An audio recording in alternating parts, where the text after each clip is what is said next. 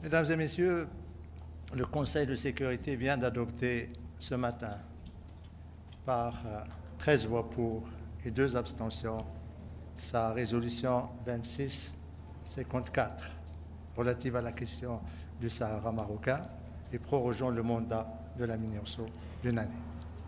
Cette nouvelle résolution réaffirme la position constante du Conseil de sécurité et, à travers lui, la communauté internationale, selon laquelle la solution à ce différend régional doit être politique, réaliste, pragmatique, durable et basée sur le compromis.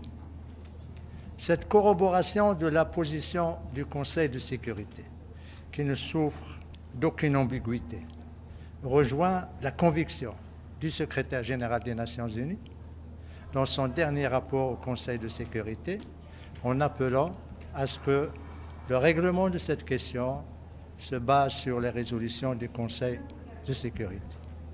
Par ailleurs, la 2654 consacre de manière irréversible, à l'instar des résolutions du Conseil depuis 2007, la prééminence, la crédibilité et le sérieux de l'initiative d'autonomie marocaine en tant que seule et unique solution à ce différend régional dans le cadre de la souveraineté et de l'intégrité du Royaume.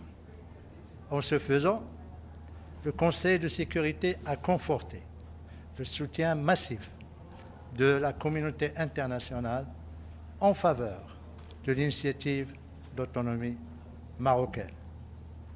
Ce soutien s'est traduit par l'expression d'appui fort et clair et officiel de plus de 90 pays en sa faveur et surtout l'ouverture par 30 autres pays de consulats généraux à Laayoune et à Dakhla en confirmation de la marocanité du Sahara.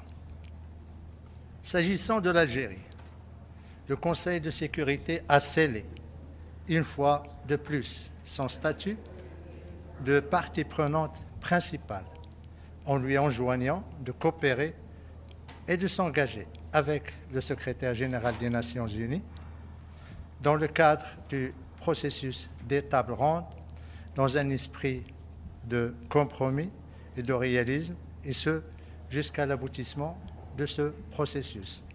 En outre, le Conseil de sécurité a félicité le Royaume pour ses efforts et ses réalisations dans la promotion et la protection des droits de l'homme dans ces provinces sahariennes.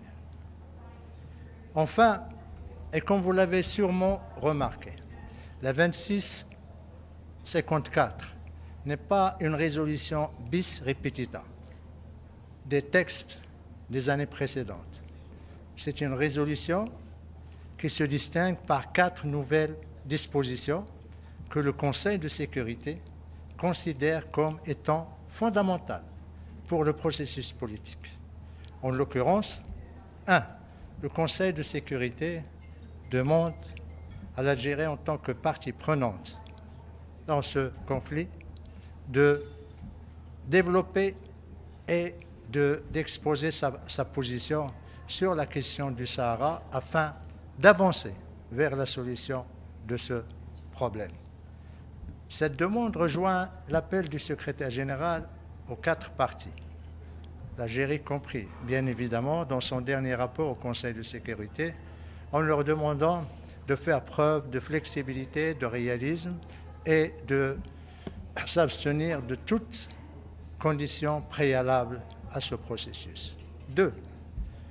Le Conseil de sécurité tense le groupe séparatiste armé, le Polisario, de mettre fin à ces obstructions à la liberté de mouvement de la MINURSO dans sa zone de mission et de cesser ces obstacles à la circulation des convois de réapprovisionnement de ces observateurs. Ces actes irresponsables, condamnables, suscitent, comme vous pouvez le comprendre, les plus vives préoccupations des membres du Conseil de sécurité à cet égard. 3. Le Conseil de sécurité demande aux organisations humanitaires internationales de s'assurer que l'acheminement de l'assistance alimentaire aux populations séquestrées des camps de Tindouf soit effectué conformément aux bonnes pratiques des Nations Unies. En ce faisant, le Conseil de sécurité a estimé important d'insister sur cette exigence afin que cesse le détournement de l'assistance humanitaire par le groupe séparatiste armé le Polisario et le Croissant Rouge algérien. Détournement confirmé par ailleurs dans plusieurs rapports du Haut Commissariat aux réfugiés, le Bureau des fraudes de l'Union européenne et plusieurs ONG humanitaires.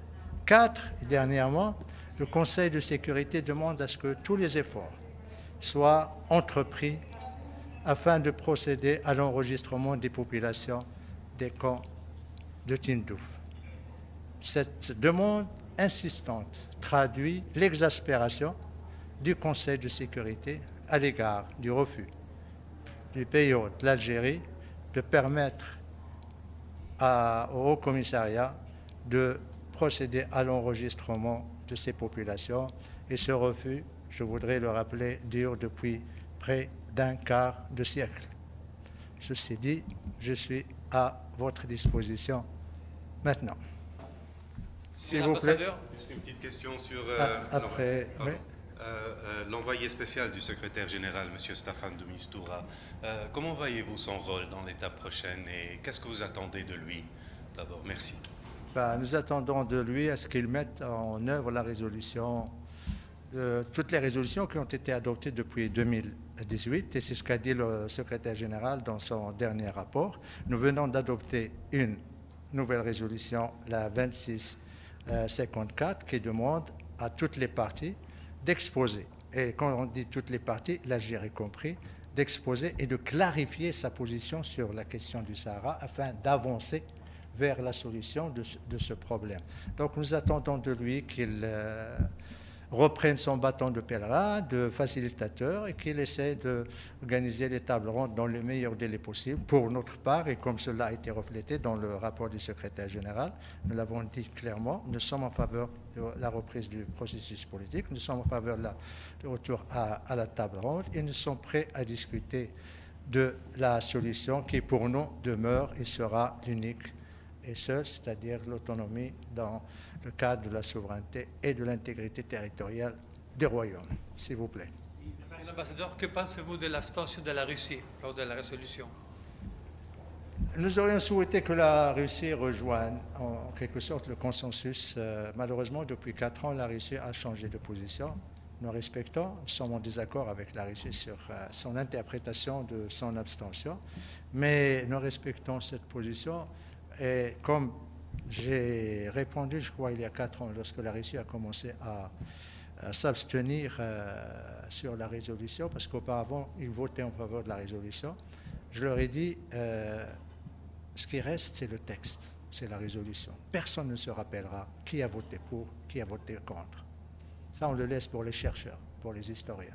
Peut-être qu'ils trouveront des explications dans le discours de la Russie, mais pour nous, l'important, c'est qu'il y a une résolution. Ils sont prêts à travailler avec le secrétaire général, son envoyé personnel, et avec les autres partis pour la mettre en œuvre dans les meilleurs délais possibles.